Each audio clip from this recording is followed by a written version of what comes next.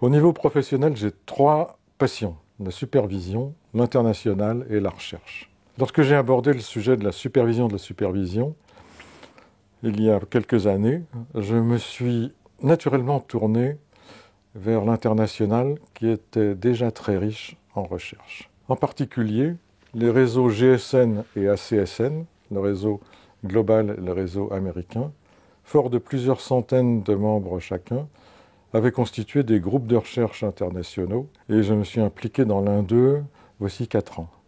Il était composé de Top Gun de la supervision, originaires des USA, de la Grande-Bretagne, d'Espagne et bien sûr de France. Tous formateurs de superviseurs, auteurs d'ouvrages et dans des courants de pensée et de techniques tout à fait différents. Notre question de recherche tournait autour de la différence entre supervision et SOS.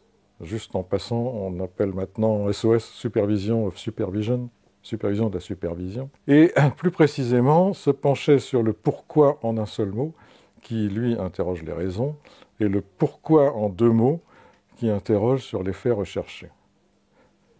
Bon, le pourquoi en un seul mot.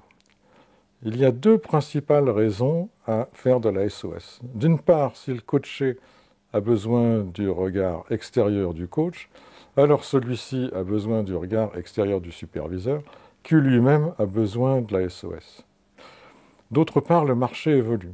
Les coachs internes ont besoin de s'écarter de la culture de leur organisation pour pouvoir l'observer. Les paradigmes évoluent.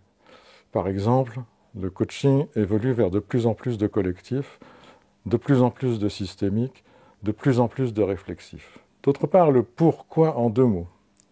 Le marché évolue aussi et demande plus d'éthique commerciale. C'est-à-dire que ce qui est fait par le coach, le superviseur, correspond à ce qui est vendu, ça correspond à ce qui est sur le contrat.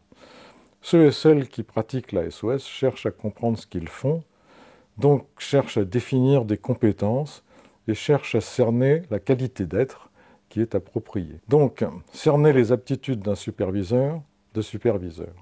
Enfin, comment accompagner la réflexivité est un autre aspect important de la SOS qui est très difficile parce que réfléchir sur la réflexivité dégage un fort parfum de récursivité.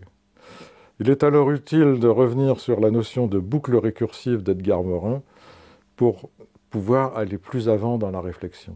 Pour ceux que ça intéresse et qui veulent partager sur le sujet, je suis tout à fait disposé à en discuter. Il suffit de me contacter. La plupart d'entre vous savent où me trouver, via LinkedIn, via le mail, via ce que vous voulez comme moyen. Merci beaucoup de m'avoir écouté. À bientôt.